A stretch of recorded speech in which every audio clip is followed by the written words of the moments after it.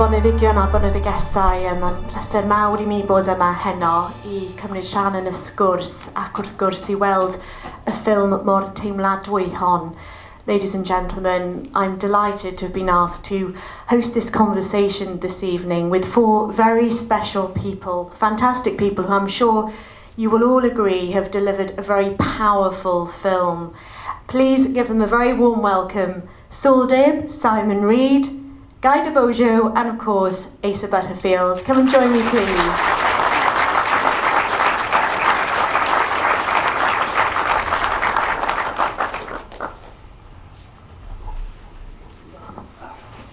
I'm sure there are going to be lots of questions from the audience, and we'll have a microphone to bring to you a little bit later.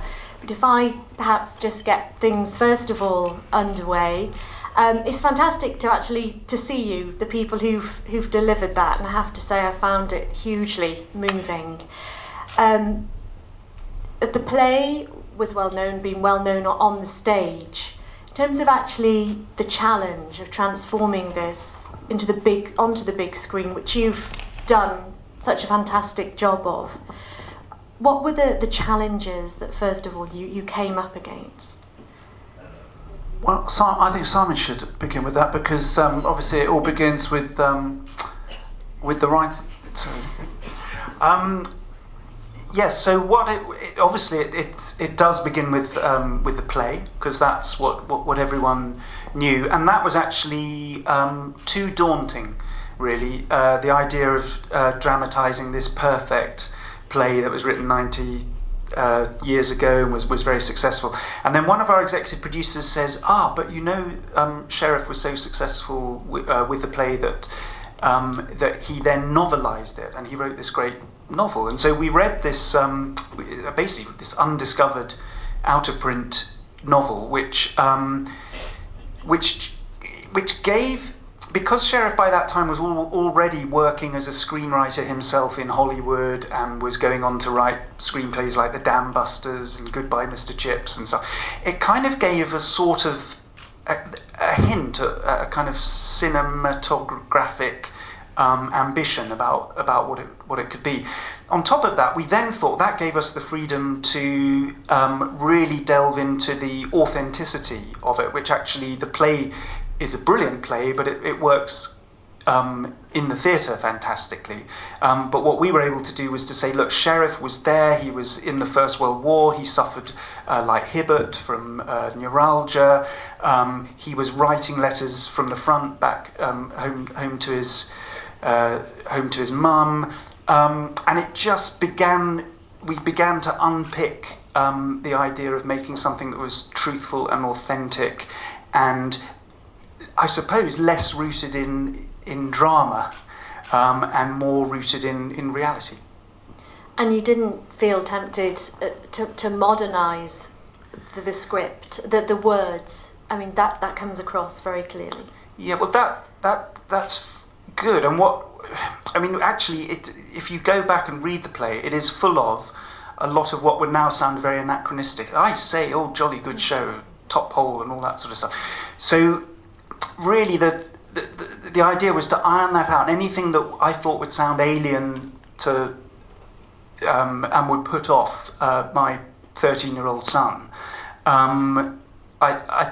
we ironed it out, but without, you're right, without making it too kind of street and modern and contemporary. I think, to me, the whole thing is, if you're going to create a world in film, you need to create a world that's true to itself and that feels, distinctive and authentic. So I think we strongly felt that if we tried to modernise language and stuff, that would be a mistake. But what we tried to do was make the film in a modern way. So to make it as a kind of as an immersive experience. So we tried as much as we possibly could to take you, the audience, and put you there with the soldiers and try and get you to experience a fraction, obviously, of what they experienced at the time, whether that's from the dread of knowing that there's going to be an assault right from the start, to being in there with them, very close to them, in with the mud, staying very close to them and not ever allowing us to see things that they didn't see. So I suppose it was that way really, trying to collapse the 100 years or so between us and them by just stripping things away and just allowing the characters to be for us to experience them as intimately as possible. And yes, Guy. So I was just going to say, just from a producing point of view, I felt that the play was both a positive and a negative in that there was a lot of name recognition, but the play is set in a single room, the dugout, and people come and go from the back in a very traditional way. And one of our issues very early on was to try to persuade potential investors that this wasn't going to be just the play on the big screen, and that was one of our biggest hurdles to overcome. Was to we kept saying it, Simon and I, look, this is not going to be the play, this will be something new. But until we found the book and until we found Saul, actually what we were saying were yet to be proved, and obviously what we've got now is something that you can see is absolutely a world away from the play, and from our point of view that's been very important. And Asa, how did you find the experience? I mean, it's a fantastic job. Fantastic job. Yeah, I mean, it was an amazing experience. It was the most kind of physically immersive role I've ever done. Credit to the set designers and Saul for really putting us in the cold and the mud. Oh my God, the mud!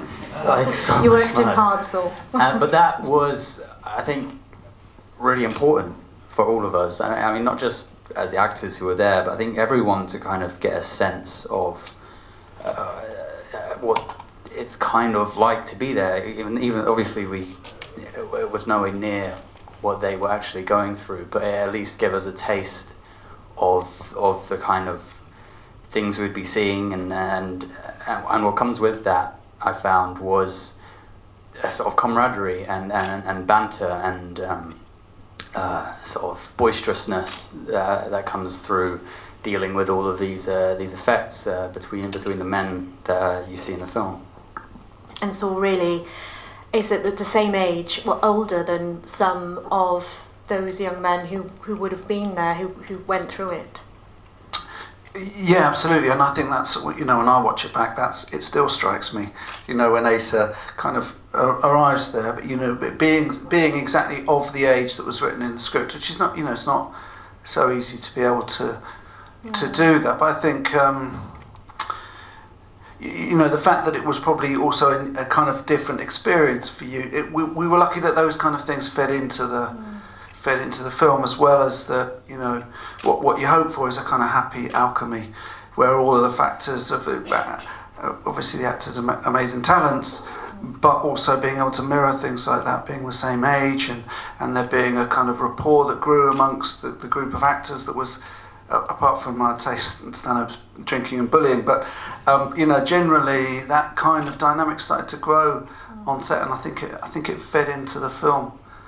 A fantastic group of actors. I mean, how did you manage to get them all together? Because they so worked, didn't they? It must have been a challenge. Yeah, well, I'm going to hand it over in a second to talk about how it came. But yeah, it is really, so when we were in Pinewood in Cardiff, and and we're in that dugout, and you lock the doors, even as a director, you do kind of pinch yourself and think, I'm sitting here with these 6 great actors. How did that happen?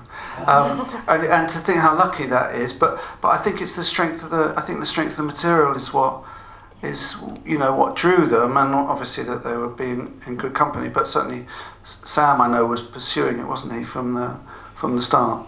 Yes, that was what was because of the strength of that role.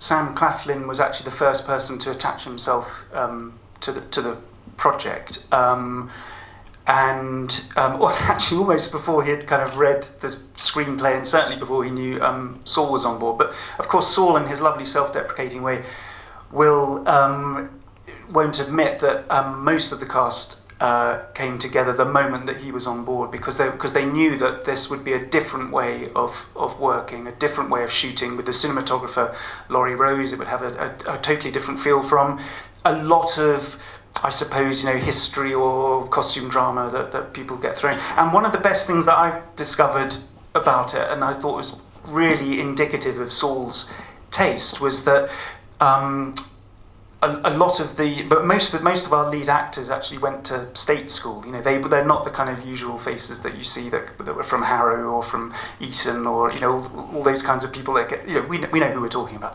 They're very, very, very good. But I think it gave this whole film a totally different feel, much more of an authentic feel. I think the fact that Stephen Graham, who comes in as and plays what was originally a Cockney role, but he plays it in his native Liverpudlian, in his Scouse accent. I think that kind of brings a different feel to it. And then you get a comedian like Toby Jones playing it absolutely as if everything is a matter of life and death, and absolutely for the reality of, I'm going to send that guy off to get a screw of pepper. He's going to get sniped at and all the rest of it, and that's what the captain has ordered, and if he dies it'll be your, and he plays it absolutely for real, never for laughs. And that, I think all of that has come together. Asa, actually, you were about the last person to come in, and why did you sign up? Go on, tell us.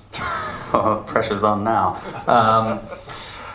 Why did I sign up? Well, no, you can see why.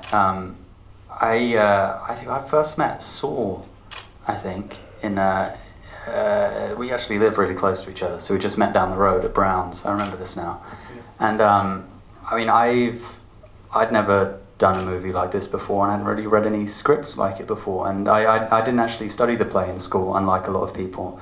So reading this story for the first time was quite amazing, and knowing Sam was attached, and I guess I must have known the other guys were attached, I knew it would be a totally different experience for me, coming as a young actor, sort of becoming a man, I guess. It would be my first role where I'm really a part of the kind of the men in the scene, as one of them as a kind of equal. I hate to say it like that, but it was really the first taste of that I'd had as an actor, and I really enjoyed it.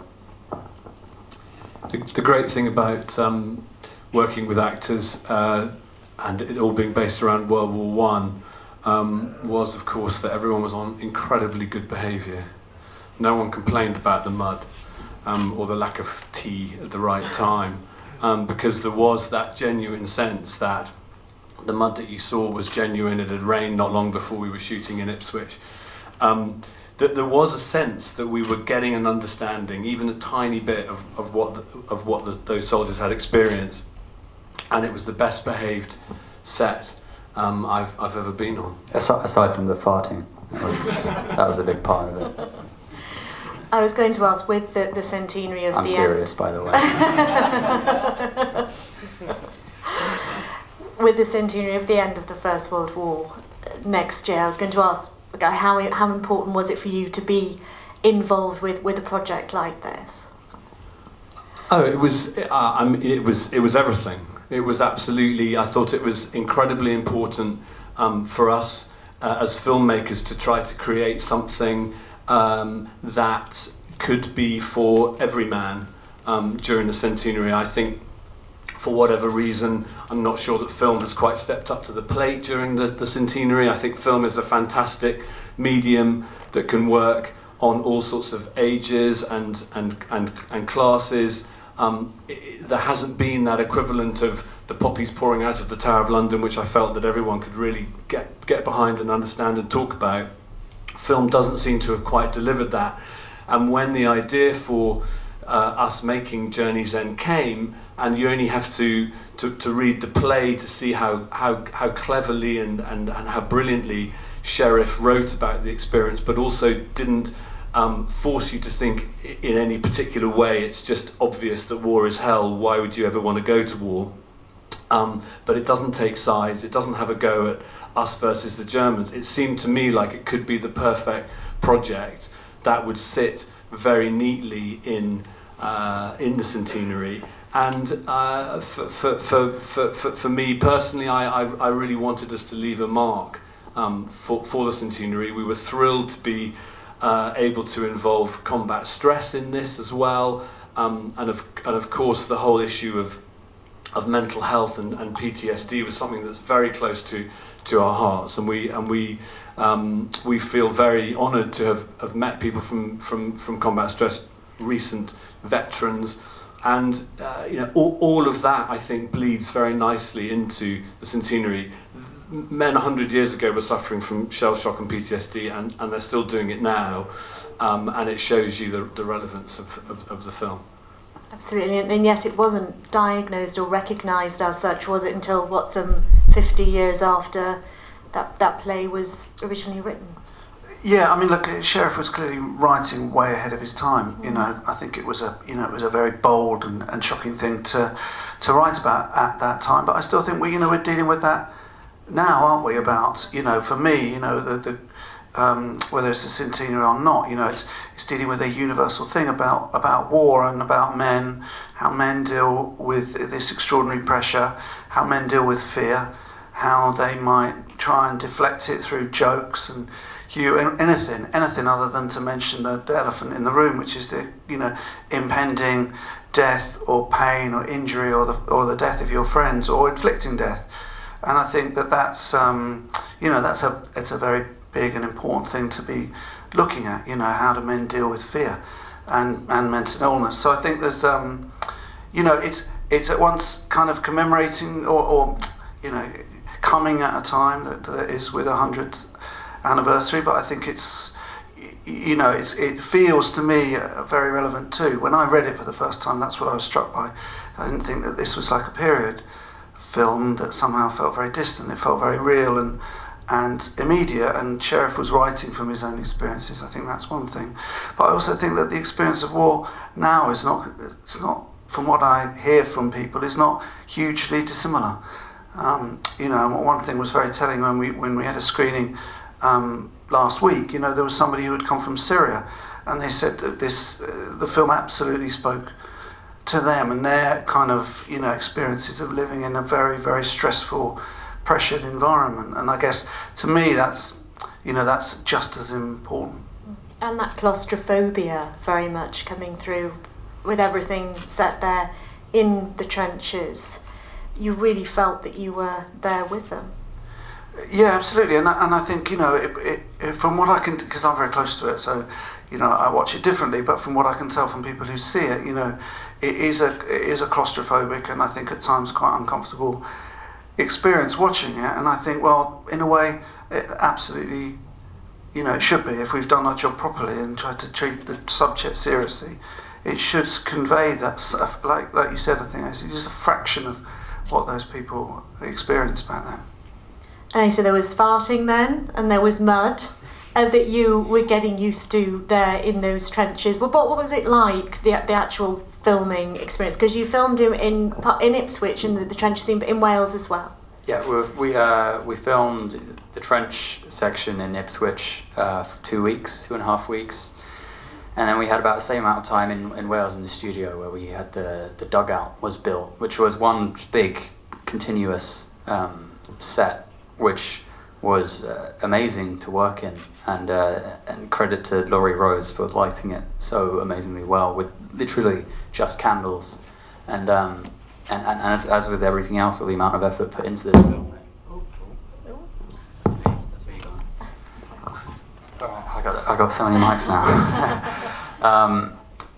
And yeah, I think everything that went into this as an actor allowed us to really feel like we were in there in the dugout. It was, as you see in the movie, it was massively claustrophobic, and it was tight, and with the actors in there as well as the cameraman and all the crew we needed in there, you really felt sort of that continuous pressure on top of you, and I think that really shows due to the sort of proximity the audience are to the action and to the kind of emotion that's going on.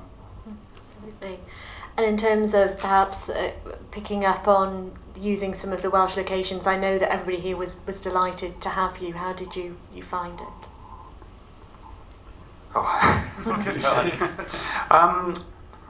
Well, we thought it was fantastic actually coming here. What we still looking at the film, it completely surprises me that there was, I think is it Neath Abbey was that we used at one point, which I still forget was a kind of medieval ruin off the M4 at Junction, whatever. Oh, Tredegar House as well. I spotted Tredegar House. Tredegar House, which I still think is in northern France, and I kind of believe, even though I was there. And then this amazing place called Beaupré Castle, which actually is sort of has a private house attached to it, that we used both interiors actually and exteriors for when Asa's character Raleigh arrives at the front. For that, yeah. So filming in Wales was very good, and we also had this amazing Welsh crew as well, which there was a fantastic sound team, fantastic camera team, fantastic makeup. All these people that kind of were crucial to the making of it, but that just made it all sort of easy and made us all feel very welcome. So it was good. Well, great, that's great to hear, isn't it? That everybody was made to feel really welcome. We like to give it a good croeso cynnes here in Wales. Should we take some questions from the audience? Because I'd like to bring you in. We've got a microphone, so yes, there we are, right in the front row. Yeah, very authentic and uncomfortable, you said, a true historic drama. Were you ever tempted to actually make it more box office and use a bit more sort of unreal drama? Have you seen Wonder Woman?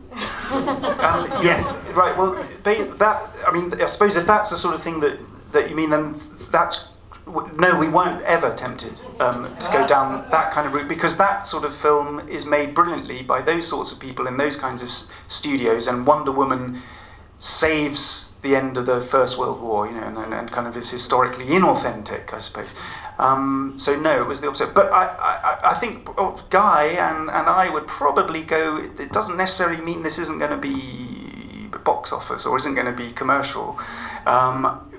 One would hope that actually there is still room for films, I suppose, with integrity like this to actually become popular hits, and one only has to look at something, the breakthrough film of last year of Moonlight, that has become a very big commercial hit. I think absolutely I concur with Simon. Not in a million years were we going to try to change it in any way. And I think that what Simon was also saying has been reflected in the fact that Lionsgate, one of the biggest distributors in the UK, bought the film, is releasing it on the 2nd of February very widely. Between 200 and 300 cinemas we're expecting. So they definitely do not see this as an art house piece, and nor do we. Partly because we do get a sense that people will talk about it. It will do well in social media. We have in Asa and Sam people that will hit a younger audience, and we're very excited about trying to get younger people in to see a film that they wouldn't normally perhaps see.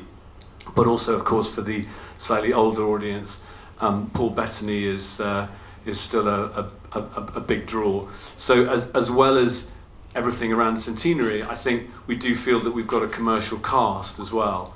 I think I'm just going to jump in with one other thing. I think maybe what you're talking about, that what people tend to do, and certainly as a director, what the pressure sometimes becomes in films is to sentimentalise something because it's seen as an easier thing for an audience. And I think particularly British film, I feel, is a victim of that. I think too often you see a film that takes a subject and then takes an unfortunate left turn into sentimentalisation, where the subject is then not represented kind of, I feel, accurately or honestly. And I suppose what I felt was a great support from Guy and Simon, really, never to do that, really, not with the music, not with any plot things, because I think that would do a disservice to the people who had this experience. One really important thing we did in the preparation for the film is we got these guys from combat stress, people who'd been in recent wars, been through awful things. I think if we had ever shown them a film that somehow took an experience that was very real and turned it back to them, that seemed to have a kind of, in any way, a kind of cynical eye that this might make it more palatable for people, I think we do them a disservice, ourselves a disservice. And actually, I think the films don't do as well, because audiences are really intelligent and they know when you've compromised for the wrong reasons. So actually, I think it tends to be counterproductive. I think there's a lot of films that have been released quite recently that are quite sentimental, and I don't think they've done as well as everyone thought they would. So actually, I think it works always against you if you make those decisions. Thank you. Any further questions?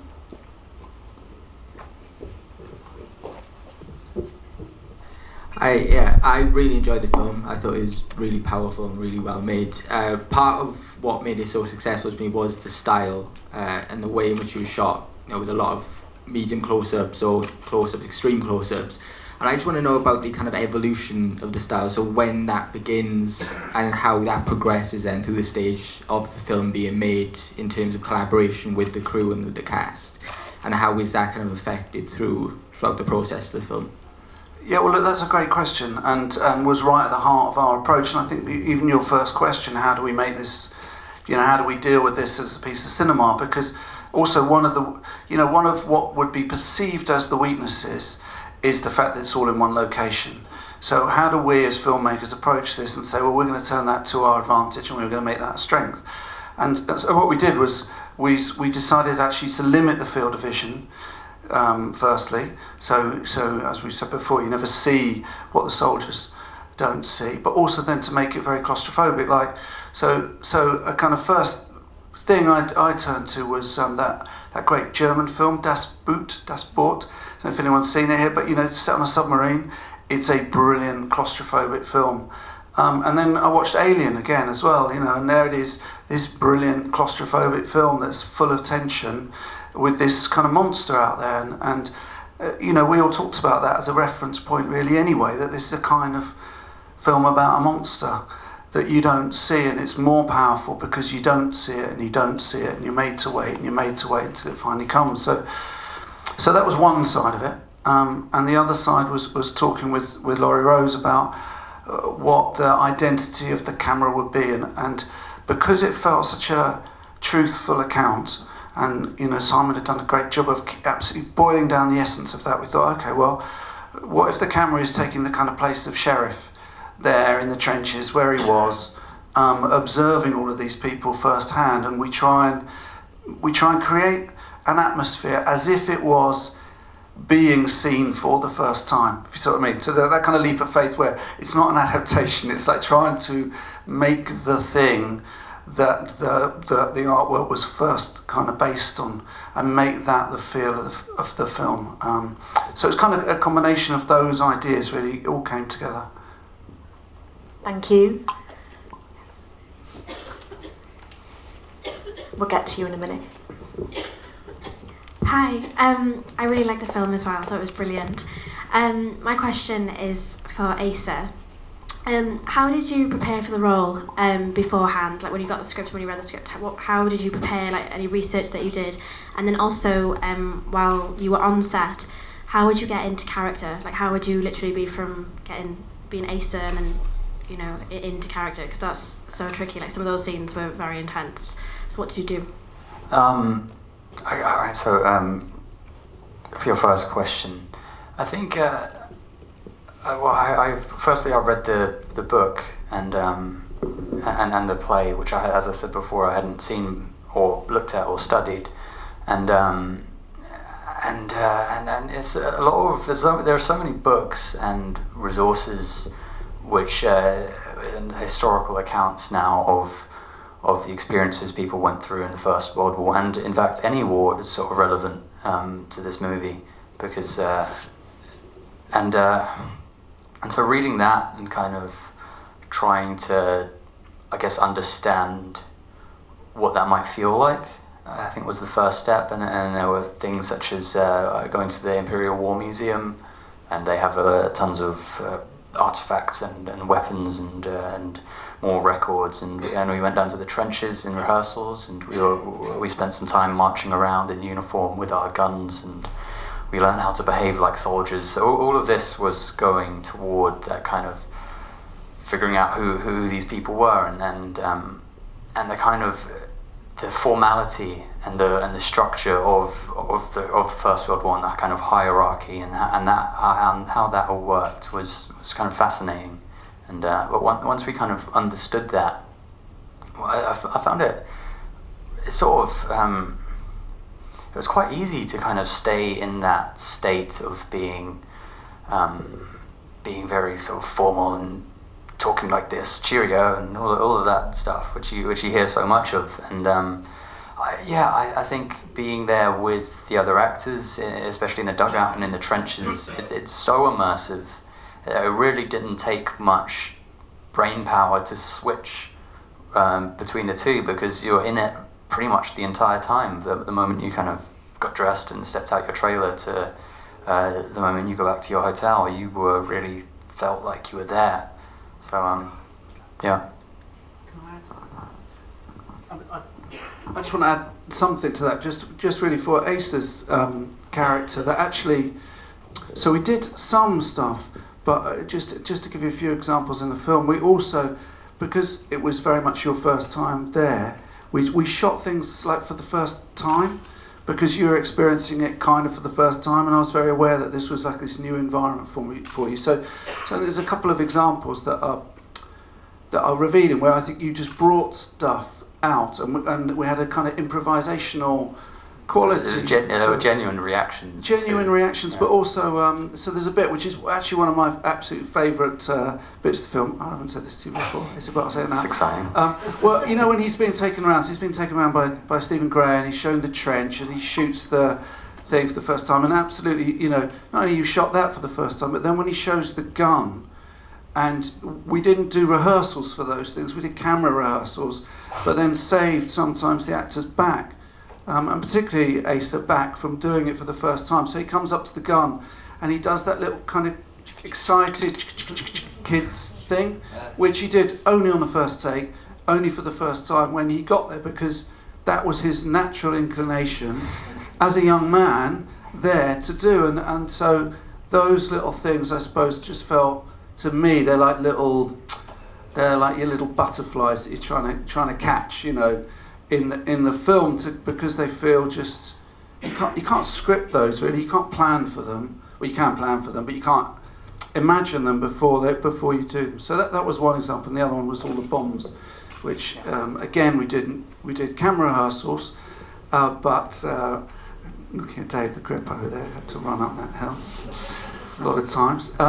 But we didn't rehearse with Asa, so when he ran towards these big explosion, this dynamite that was going off, the biggest dynamite we could get away with, that fear and that, that they really reverberate through those bombs, was all stuff that was captured for the first time. The lady in the middle, I promise I come to you, and then I'll come to you.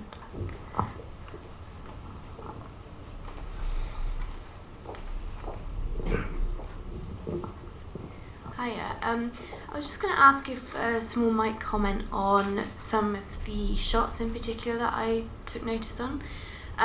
In particular, the massive long follow shot in the trenches section of just the gentleman's shoes. I think it was Osborne and Raleigh's characters, and also the character of Raleigh when he's in the back of the cart, and it's just him in multiple angles. For me, that connected quite closely to the sort of psyche and the sort of mental view of it, if you know what I mean. And I was just wondering, was that the intention of these sort of shots, or was there something else there that I missed? Yeah, well, it's interesting you say that, and that's what's amazing about film, that you can, and I think you can kind of get into the psyche of the characters while you're looking at their feet, and it's also one of the things about filmmaking. The filmmaking is like a process of discovery. you know. So when we set up that sequence, we did shoot reverses back and stuff like that, but then suddenly we shot this very long tracking shot, as you say, we're following the feet and they're saying, "Good luck, sir, good luck, sir, good luck." And it just felt so suddenly so kind of powerful, and conveyed so much, again, by not showing what they're not seeing their faces or seeing their reaction. So yeah, it was an intention also to do those kind of things, to have some really long takes in there, again, just to kind of, I suppose partly it's about foregrounding the strength of the acting. You know, this is not something that needed a lot of mediation, but it's also about how that atmosphere, the set is a character in the film, you know, time is a character in the film, how to bring in all of these other elements so you convey the sense of being there without always having to look at you know, see clearly what's happening on the actors' faces. We'll take a final question, the gentleman there in the front, second row.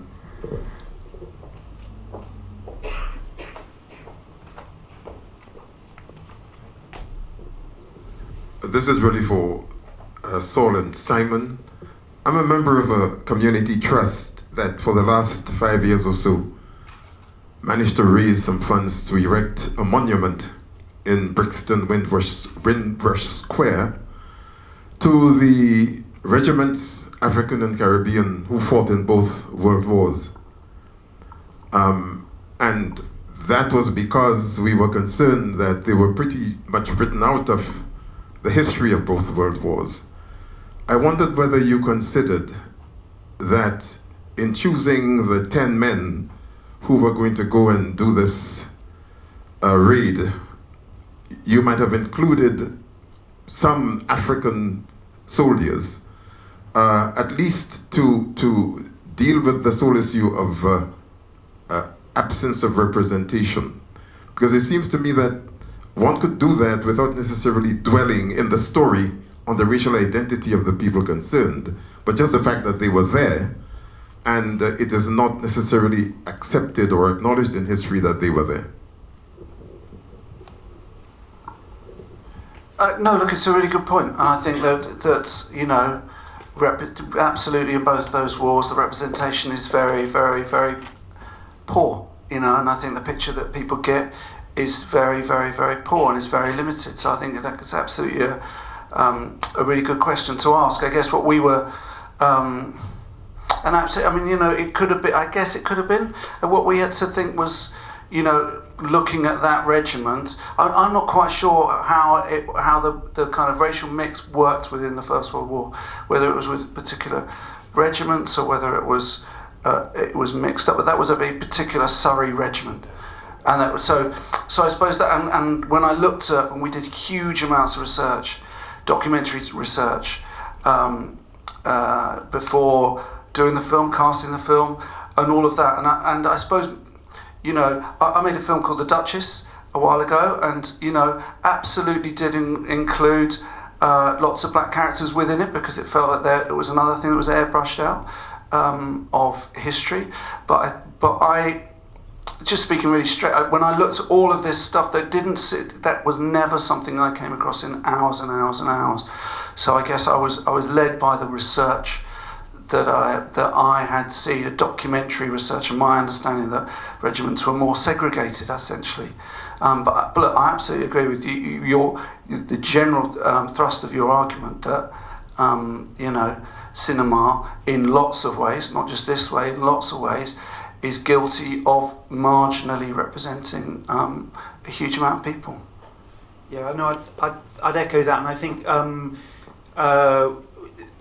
you're quite right to ask the question. We did, and we did ask all those questions of ourselves. And we did.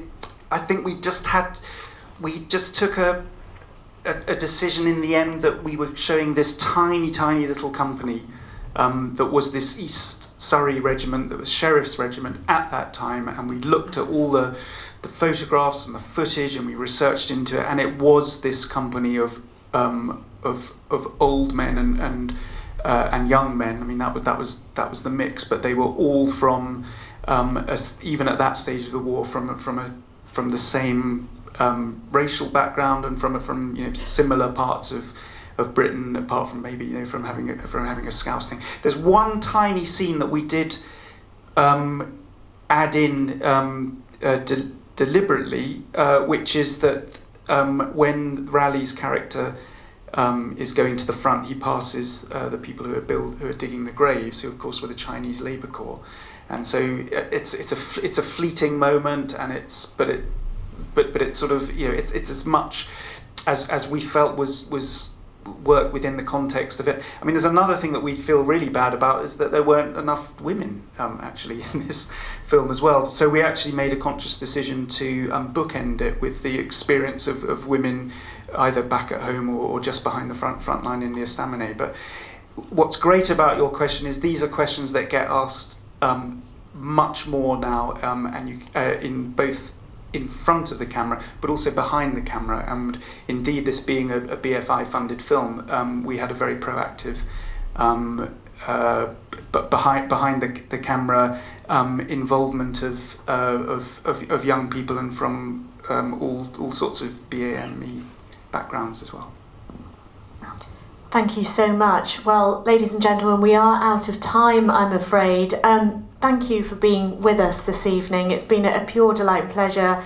I've really enjoyed watching the film for the first time as well on the big screen. So personally, it was a delight to be here. And shall we show our appreciation? Thank you so much. Thank you.